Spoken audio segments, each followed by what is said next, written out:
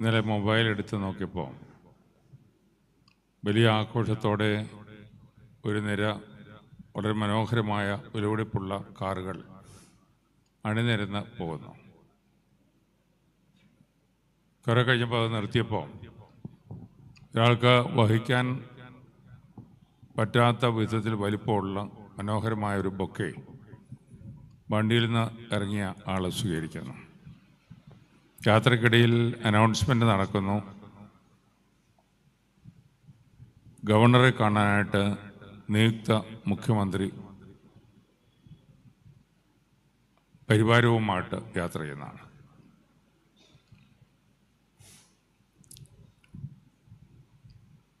Cinema രംഗത്ത് നിറഞ്ഞു നിന്ന ഒരുവൻ രാഷ്ട്രീയ രംഗത്തേക്ക് എടുത്തിയാടി ഏതാനും നാളുകൾക്കുള്ളിൽ വലിയ റെക്കോർഡ് സ്ഥാപിക്കുന്ന അതിശ്രദ്ധേയമായിട്ടുള്ള ഒരു ചിത്രം നമ്മൾ കണ്ടു. നമ്മൾ പഴയ നിയമം വായിച്ചു തുടങ്ങിയപ്പോൾ 3 ചെറുപ്പക്കാരുടെ രൂപം നമ്മുടെ മനസ്സിലേക്ക് തിരുവചനം കൊണ്ടുവരിക. അവരുടെ ജീവൻ തീരാറായി എന്ന് നിശ്ചയിക്കപ്പെട്ടിരിക്കുന്ന ഒരു തീജ്വാല അവിടെ മുമ്പിലുണ്ട്. അതിലേക്ക് വലിച്ചെറിയുവാൻ ആജ്ഞ പുറപ്പെടുവിക്കുന്ന രാജാവ് അടുത്തുണ്ട്. അതിൽ നിന്ന് രക്ഷപ്പെടാൻ ഒരു മാർഗം രാജാവ് തന്നെ നിർദ്ദേശിക്കുകയാണ്. വളരെ ശാന്തമായി വളരെ ആത്മധൈര്യത്തോടുകൂടി അവർ പറഞ്ഞു, ഞങ്ങൾക്ക് ജീവനുള്ള ദൈവമുണ്ട്, ആ ദൈവത്തെ മാത്രമേ ആരാധിക്കുകയുള്ളൂ.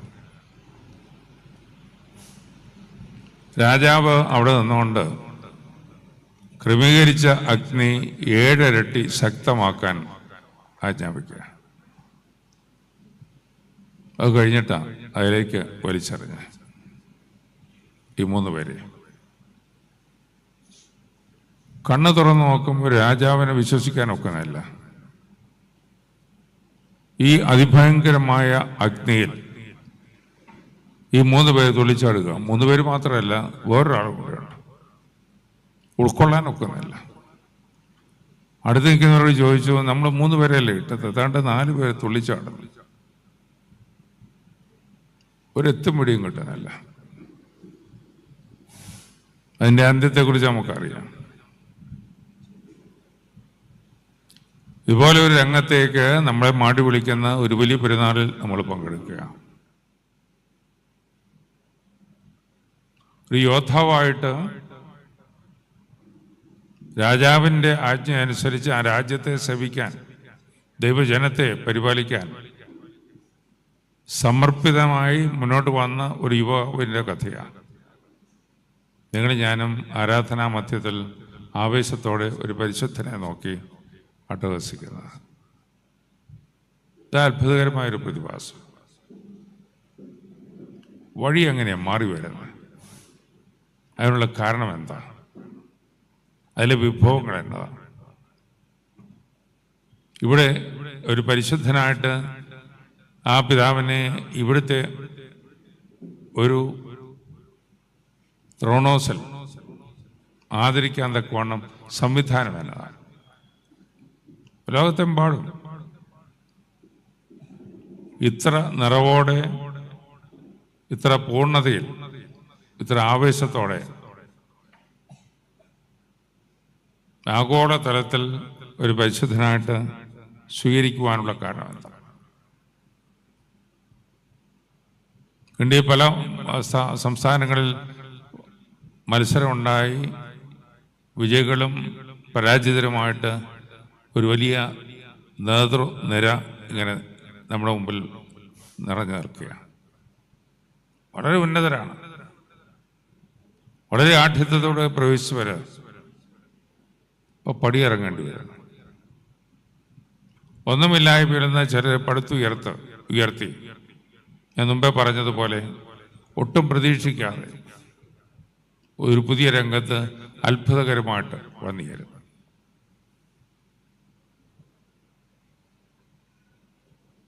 ഒരു മനുഷ്യന്റെ ശരീരം അറുത്ത് മുറിച്ച് കഷ്ണമാക്കിയാൽ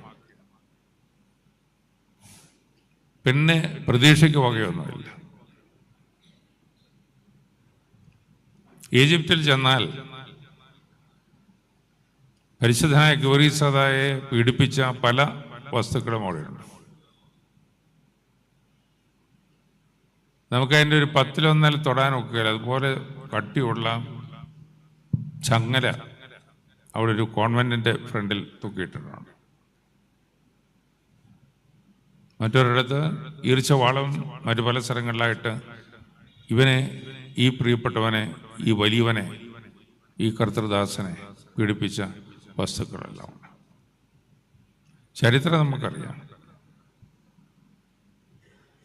സാധാരണ ഒരാൾ മരിക്കാൻ ഒരൊറ്റ കാരണം മതി.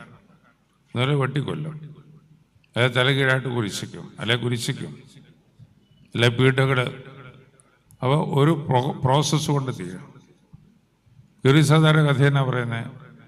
ഒരെണ്ണത്തെ നോക്കിയിട്ട് തീരുന്നില്ല, പിന്നെ ജീവിക്കുക. വളരെ അത്ഭുതകരമായ പ്രതിഭാസം. പക്ഷെ അനുഭവിക്കേണ്ടി വന്നത് മുഴുവനും ഒറ്റ മരണം കൊണ്ട് തീരാനുള്ളൂ. തോമാസ് ശ്ലീഹ കുന്തമേറ്റു, ആരും അടുത്തുണ്ടായിരുന്നെന്ന് തോന്നില്ല. 3 ദിവസം രക്തം വാർന്നു. അവിടെ മുകളിലേക്ക് നോക്കി നമ്മളെ എല്ലാം ഉള്ളിൽ വഹിച്ചുകൊണ്ട് തമ്പുരാന്റെ സന്നിധിയിലേക്ക് നോക്കി അങ്ങോട്ട് വരിക എന്ന് പറഞ്ഞു. പോകാനത്തോ ഗൗരീസദായുടെ കഥ അതല്ല. വളരെ അത്ഭുതപ്പെടുത്തുന്നതും നമുക്ക് ഉൾക്കൊള്ളാൻ സാധിക്കുന്നതിനപ്പുറമായിട്ടുള്ള ചരിത്ര മുഹൂർത്തങ്ങൾ കൂടി കടന്നാലേ ആ രക്തസാക്ഷിത്വത്തെ മനസ്സിലാക്കാനൊക്കെ ഉള്ളു.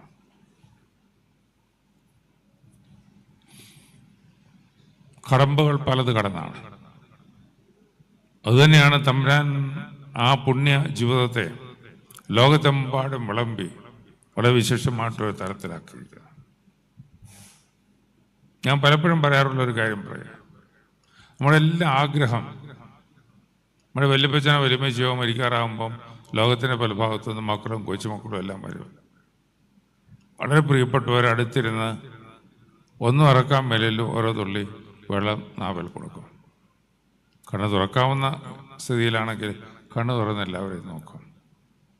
ഒരു പുരോഹിതനെ വിളിച്ച് പ്രാർത്ഥിച്ച് തലയെ കവിച്ച് പ്രാർത്ഥിക്കുമ്പോഴാണെങ്കിൽ കണ്ണ് തുറന്നിട്ട് ആശയെ നോക്കും, ചുറ്റുപാടുള്ള ആളുകളെ നോക്കും. ദൈവം അനുവദിച്ചാൽ ഏതാനും നിമിഷങ്ങൾക്കുള്ളിൽ കണ്ണടയ്ക്കും. വളരെ ഭാഗ്യകരമായ മരണമായിട്ടാണ് കാണുന്നത്. ആണ് ഏറ്റവും വലിയ ഭാഗ്യമെന്നാണ് നമ്മുടെ ഒരു ചിന്ത. എല്ലാവരും ഒക്കെ വരണം, ചുറ്റുപാട് നിൽക്കണം. എന്നിട്ട് ആ പിതാവിൻ്റെ മാതാപിതാക്കളോ വലിയ വലിയപ്പന്മാരോ ഒക്കെ ആയിട്ട് കടന്നു പോയവരുടെ കല്ലറയ്ക്കൽ തന്നെ അല്ലെങ്കിൽ അതിനോട് തൊട്ടടുത്ത് സംസ്കരിക്കാനൊക്കെയും അച്ഛന്മാരും മാവരോഗിതന്മാരും ഒക്കെ വന്ന് ധൂർപ്പിക്കുകയും പ്രാർത്ഥനകൾ ചൊല്ലുകയും പ്രത്യേകമായിട്ടുള്ള അനുശോചനം രേഖപ്പെടുത്തുകയും ചെയ്താൽ അടിപൊളിയാണ്.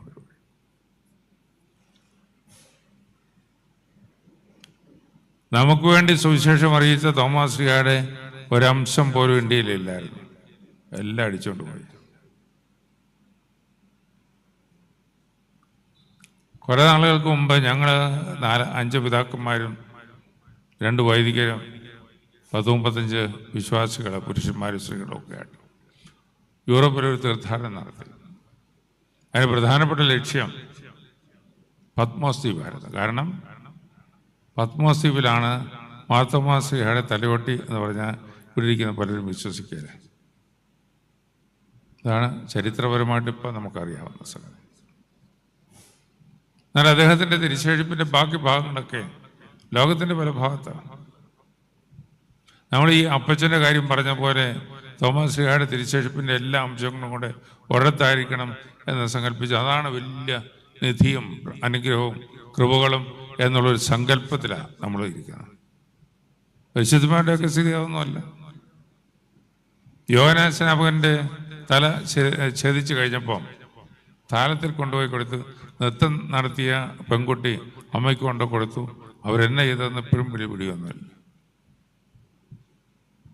ഇവിടെ കോപ്റ്റിക് ഓർത്തഡോക്സ് സഭയിലെ മക്കാരിയോസ് മൊണാസ്ട്രി ചെന്നാൽ പല ചാപ്പലുകളുണ്ട്. അവിടെ ഒന്നിനകത്ത് 40 സഹോദരന്മാരുടെ തിരിച്ചെഴുപ്പാണ്.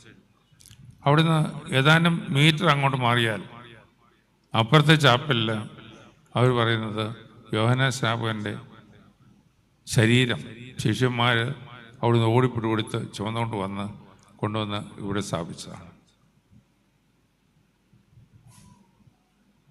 ഈ തലയും ഉടലും ഒക്കെ ഒന്നിച്ചിരിക്കണമെന്നല്ലേ നമ്മുടെ സങ്കല്പം. അല്ല എന്ന് തമ്പുരാൻ ഉറക്കെ പറയുക. സുഖമായിട്ട് അവസാനം മക്കളും കൊച്ചുമക്കളും എല്ലാം കൂടെ നാവിൽ വെള്ളം തരുന്നതാണ് ഏറ്റവും വലിയ നിധിയും ദൈവകൃപയും എന്നല്ലേ നമ്മുടെ സങ്കല്പം. അത് മിഥ്യയാണെന്ന് ഇതുപോലുള്ള പരിശുദ്ധന്മാരുടെ ചരിത്രം കൃത്യമായിട്ട് ഓർപ്പിച്ച് നമ്മളെ അനുസ്മരിപ്പിക്കുന്നതാണ്. അപ്പോഴാണ് വീട്ടിൽ മാതാപിതാക്കൾ മക്കളോടും കൊച്ചുമക്കളോടും ഒക്കെ കൂടെ കുടിക്കുന്നത്. മക്കള് ഈ മാതാപിതാക്കളെ നോക്കാൻ സാധിക്കുകയില്ലെന്ന് പറഞ്ഞ വൃദ്ധസദനത്തിൽ കൊണ്ടുവിടുന്നത്.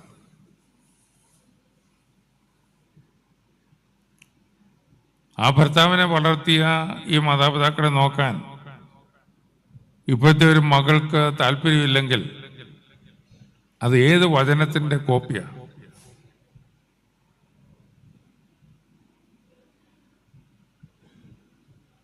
ഞാനൊരിക്കൽ എൻ്റെ ഒരു സ്നേഹിതൻ ഡോക്ടർ ഇംഗ്ലണ്ടിൽ പ്രവർത്തിക്കുമ്പോൾ എൻ്റെ അടുത്ത് വന്നിച്ച് പറഞ്ഞു, അതിനുമേൽ ഞാനൊരു പ്രോഗ്രാമിന് പോയി. അപ്പം ഞങ്ങളുടെ ഫ്രണ്ട്സൊക്കെ പലരും ഉണ്ടായിരുന്നുകൊണ്ട് വൈകിട്ടത്തെ ഒരു പ്രോഗ്രാമിന് പോയത്. അവിടെ ഒരു സ്ത്രീ വന്നിരുന്നു.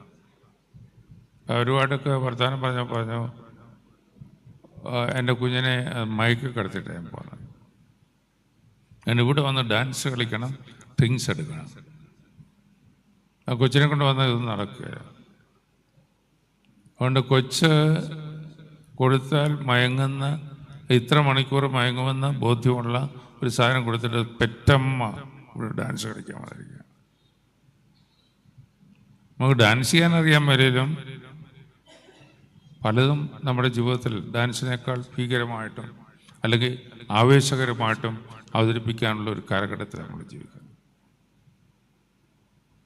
രാഷ്ട്രീയ രംഗത്ത് ചിലരൊക്കെ പടിയിറങ്ങാൻ കാരണം, ചിലരൊക്കെ പടി കയറാൻ കാരണം. ഈ പടി കയറിയവരെ തന്നെ 5 വർഷം കഴിയുമ്പോൾ ചിലപ്പം ഭാഷ മാറി അവൻ്റെ ദർശനം വ്യത്യാസപ്പെടുത്തി മാറിയെന്നവർ. ഈ കാപ്പി ഇട്ടിരിക്കുന്ന അല്ലെങ്കിൽ കുപ്പായി ഇട്ടിരിക്കുന്ന ഞങ്ങൾ ഒരു സമയത്ത് മുട്ടയിൽ നിന്ന് ചിലതൊക്കെ പറഞ്ഞിട്ടുണ്ട്. അതിൽ നിന്ന് എത്രയോ പ്രാവശ്യം വഴിതെറ്റിപ്പോയി പാളം പറ്റി തകർന്ന് വീണിട്ടുണ്ട്. കാരണവാൻ ഒരു കാര്യം എപ്പോഴും എടുത്ത് പറയും,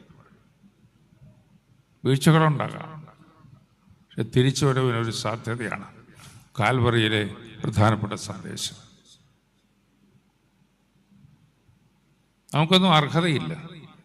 നമ്മൾ പലപ്പോഴും പാളം തെറ്റുന്നുണ്ട്. ദൈവകൃപയിൽ നിന്ന് അകന്നു പോകും.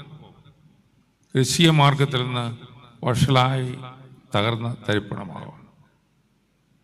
പക്ഷെ അവിടെ കുറിയലായുസ്വാൻ ഏറ്റുവല്ലിയാൽ ദൈവം കാരണം ശരിയാണ്.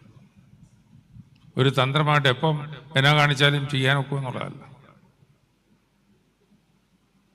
നമ്മുടെ ബലഹീനതയിൽ വരുന്ന വീഴ്ചകൾ മാറ്റി നമ്മളെ ഉയർത്തി അവൻ്റെ മാറോട് ചേർക്കാൻ ഒരു സംസ്കാരമാണ് യേശുവിന് കാൽവറിയിൽ കൂടി നമുക്ക് കൈമാറാനുള്ളത്.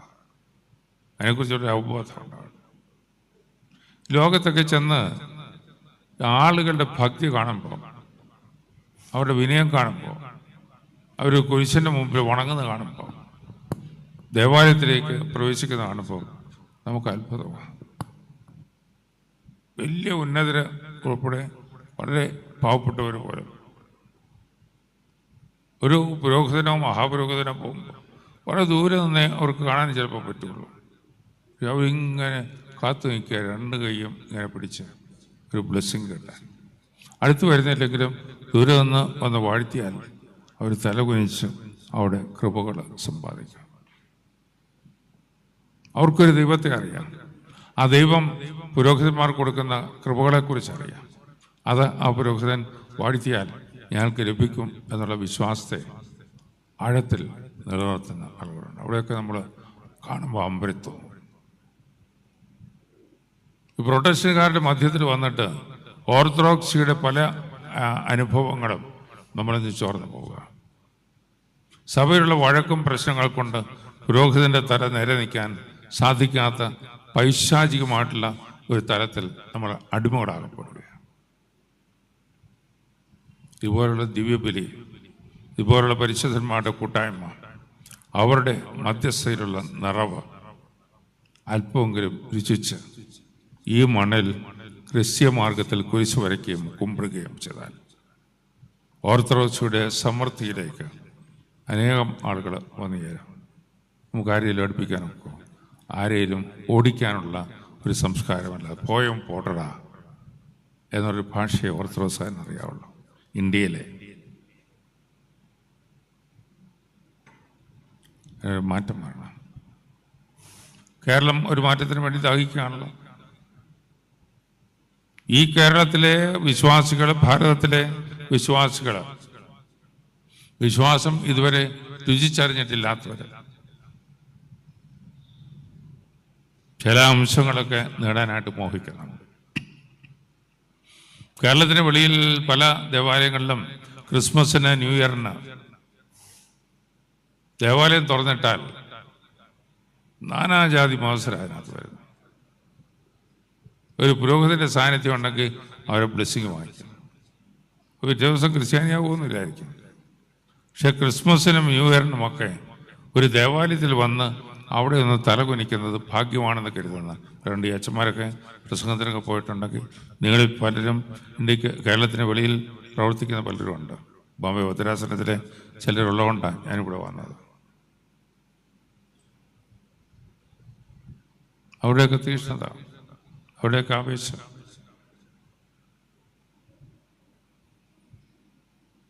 അതേസമയത്ത് അമ്പലങ്ങളിൽ ദേവനെയും ദേവിയെയും ഉറക്കാനായിട്ട് പാട്ട് പാടുന്നത് കണ്ടിട്ടുണ്ട്. ഞാൻ കണ്ടു. വളരെ ആവേശത്തോടെയാണ് ആളുകളെല്ലാം കൂടെ പ്രത്യേകമായിട്ടുള്ള പ്രാർത്ഥനകൾ നടത്തിയ ദേവനോ ദേവിയോ പിന്നെ ഉറങ്ങിക്കോളും. പിന്നെ രാവിലെ ഉണരുള്ളൂ. ഉറക്കമില്ലാത്ത ഉണർവുള്ളവനായ ക്രിസ്തുവിനെ ബോധ്യപ്പെട്ട് അവനെ ആരാധിക്കാനായിട്ട് താല്പര്യമുള്ളപ്പോൾ നിങ്ങളും ഞാനും ഉറങ്ങുമ്പോഴും നമുക്ക് കാവൽ നിൽക്കുന്ന, നമ്മളെ പരിപാലിക്കുന്ന, നമ്മളെ വീണ്ടെടുക്കുന്ന, നിങ്ങളും ഞാനും പാപത്തിലായിരിക്കുമ്പോൾ പാപത്തിൻ്റെ ശമ്പളമായ മരണത്തെ സ്വന്തമാക്കി, മരണത്തെ തകർത്ത് തരിപ്പണമാക്കി ഉയർപ്പിൻ്റെ മഹത്വം നമുക്ക് കൈമാറിയ ചുവള്ള ദൈവം. ആ ദൈവത്തെ കണ്ടപ്പം മഹാരാജാവിൻ്റെ പാക്കേജ് ഒന്നും ഒരു വിഷയമല്ല എന്ന് തോന്നിയ ഒരുവൻ്റെ മരിച്ച ദിനം ആചരിക്കുക. നമ്മൾ എത്ര നാൾ കൊണ്ടാണ് മലങ്കര സഭ ഒരു മാസമെങ്കിലും എടുക്കും ഈ മെത്രാച്ചന്മാരെയും അച്ഛന്മാരെയൊക്കെ മാറി മാറി പള്ളികളിൽ കിട്ടാനായിട്ട് ഒറ്റ മാസമെങ്കിലും സ്ട്രെച്ച് ചെയ്തിട്ടാണ് പെരുന്നാൾ പൂർത്തീകരിക്കുന്നത്. ഇതിനൊക്കെ മെനക്കെടാൻ നമുക്ക് സമയമുണ്ട്. കാരണം എന്നാ, അവിടെ ചെന്നാൽ വല്ലതും കിട്ടുമെന്ന് നമ്മുടെ വിചാരം. ഗൗരിസാദ പ്രാർത്ഥിച്ചോളൂ, നമുക്ക് സമയമില്ല. എൻ്റെ കാര്യം ഞാൻ പറയണം. പ്രിയമുള്ളവരെ, ചില മാറ്റങ്ങൾ വരുത്തിയാൽ, ചില നിലപാടുകൾക്ക് വ്യത്യാസം വരുത്തിയാൽ, അതുകൊണ്ടാണ് ഞാൻ ഈ രാഷ്ട്രീയ സാമൂഹിക രംഗത്തുള്ള ചിലരുടെ ചിത്രം വരച്ചത്. അവരുടെ ചിത്രം പൂർണ്ണതയാണെന്ന ഉള്ള സങ്കല്പത്തിലല്ല. അവിടെ നിന്നും ചില പാഠങ്ങൾ പഠിക്കാനൊക്കെ, പുതിയ വഴിത്താര കണ്ടെത്താനൊക്കെ, ദൈവകൃപയിൽ ആനന്ദിക്കാനൊക്കെ, ഇപ്പോഴുള്ള ആരാധനയ്ക്ക് പുത്തൻ വേരുകൾ സൃഷ്ടിക്കാൻ സാധിക്കും. അങ്ങനെ വേരുകൾ ഉണ്ടാകുമ്പം പുതിയ മുകുളങ്ങൾ പുറത്തു വരും. അവിടെ മനോഹരമായ പുഷ്പങ്ങൾ നിറയും. അത് പലതും നല്ല ഫലങ്ങളായിട്ട് വേർതിരിക്കപ്പെടും. ഇത്ര പുരാതനമായ ഒരു സഭയുടെ പാരമ്പര്യവും വിശിഷ്ടതയും ലോകത്തിലാക്കണമെങ്കിൽ ദൈവകൃപയുടെ സമൃദ്ധി ഉണ്ടാവണം. ഈ സഭയുടെ നിലപാടുകൾ ആരാധനയിലും ശുശ്രൂഷയിലും അനുഷ്ഠാനങ്ങളിലും താല്പര്യപൂർവ്വം ശ്രദ്ധിക്കുമ്പോൾ അതിൻ്റെ പൂർണ്ണതയിലേക്ക് നടന്നെടുക്കുവാൻ നമുക്ക് ദൈവം കൈമാറുന്ന ദർശനം പരിശുദ്ധനായ ഗൗരീസാദയെ പോലെ ഏറ്റുവാങ്ങാൻ സാധിക്കുന്നെങ്കിൽ ദൈവകൃപയുടെ സമൃദ്ധി. ഇന്ന് പ്രാർത്ഥന തുടങ്ങിയപ്പം ആദ്യത്തെ ശുശ്രൂഷ മുതൽ ഗൗരീസാദയെ എവിടെ പരാമർശിച്ചിട്ടുണ്ടോ അത് അല്പം ഒന്ന് ശ്രദ്ധിക്കുകയാണെങ്കിൽ നമ്മളെ അത്ഭുതപ്പെടുത്തും. ആ സഹതായും ഞാനുമായിട്ട് എന്തൊരു അന്തരമാണ്. ആ സഹതായെ സ്നേഹിക്കുന്ന പോലെ തന്നെ എന്നെയും നിങ്ങളെയും സ്നേഹിക്കാൻ കാരുണ്യവാനായ ദൈവം കാൽവറിയിൽ പരമയാഗമായി തീർന്നു. ആ സ്നേഹം, ആ കരുണ എന്നും ഒഴുകുന്നുണ്ട് എന്ന് കൃത്യമായിട്ട് ബോധ്യപ്പെട്ട് താല്പര്യത്തോടെ കുരിശ് വരയ്ക്കുക, കരുണയോടെ കടാക്ഷിക്കണമെന്ന് യാചിച്ച് ആത്മാർത്ഥമായി കർത്താവെ ഞങ്ങളോട് കരുണ ചെയ്യണമെന്ന് അർത്ഥമുള്ള കുറിയലായുസ്വാൻ ആവർത്തിക്കുകയും ചെയ്താൽ ദൈവകൃപയുടെ സമൃദ്ധിയിലേക്ക് നമുക്ക് നടക്കാം. അതാണ് ദൈവത്തിൻ്റെ താല്പര്യം. കർത്താവ് രണ്ടാമത് വരുമ്പോൾ ഈ ഗൗരിസാദായെ ഉറ്റുനോക്കി ശ്രദ്ധിക്കുന്ന പോലെ നമ്മയും താല്പര്യപൂർവ്വം, നമുക്കത്രയും മാർക്കൊന്നും തരാനില്ലെങ്കിലും അവൻ അനുതാപത്തോടെ എൻ്റെ അടുത്ത് വന്നു എന്ന് പറയാൻ സാധിക്കും. ഇന്നത്തെ ഏവങ്കേലിയൻ്റെ ഭാഗം അവസാനം എന്നതാണ്.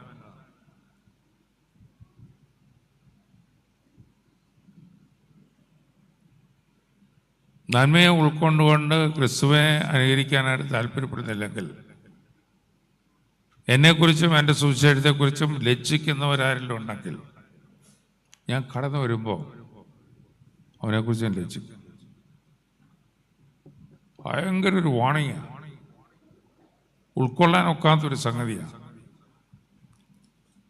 നമുക്ക് യോഗ്യതയില്ലെങ്കിലും തമ്പുരാനെ കുറിച്ച് ലജ്ജിക്കുന്ന ഒരു ഭൗതിക ലോകം ശക്തമായിക്കൊണ്ടിരിക്കുമ്പോൾ അതിന് വ്യത്യസ്തമായ നിലപാടുണ്ടാവുക. അതിനാണ് ഈ ദേവാലയത്തിൽ ഈ പെരുന്നാളിൽ നമ്മൾ പങ്കെടുക്കാൻ ദൈവം അവസരം ഒരുക്കിയത്. യേശുക്രിസ്തുവിൻ്റെ സ്ഥാനം മാറിയാലും കുറഞ്ഞാലും എനിക്ക് ഇന്ത്യയിൽ ജീവിക്കണം.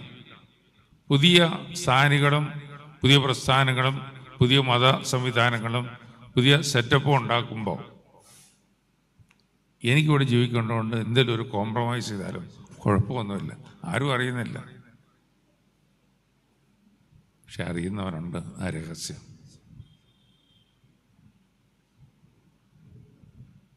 അവിടെയാണ് നമ്മളും ഈ ഗൗരിസാദായും തമ്മിലുള്ള അന്തരം ഉണ്ടാകുന്നത്.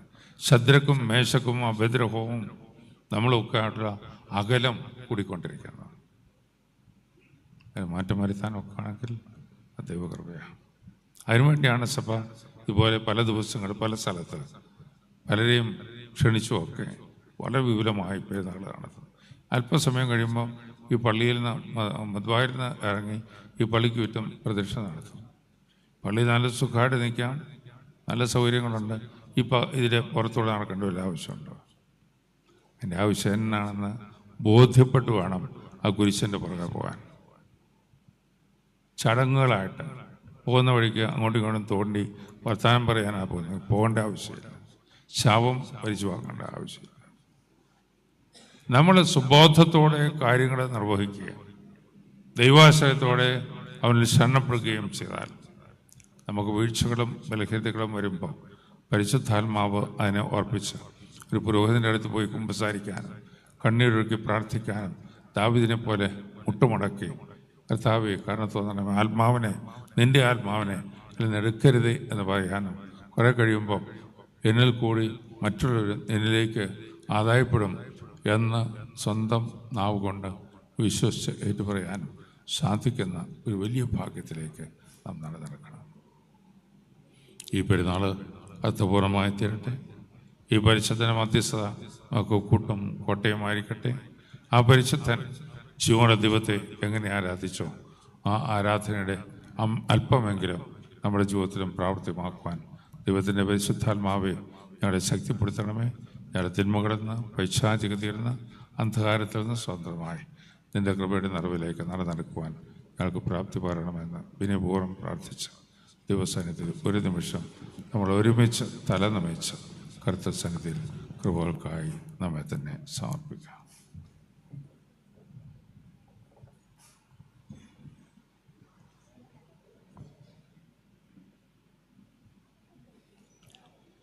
പരിശുദ്ധനായ കുരിയസാദയുടെ പ്രത്യേകമായിട്ടുള്ള മധ്യസ്ഥയിലേക്ക് നമുക്ക് പ്രത്യേകമായി നമ്മെ തന്നെ വേർതിരിക്കാം. ദൈവകാരുണ്യത്തിനായി നമ്മെ സമർപ്പിക്കുകയും ചെയ്യും.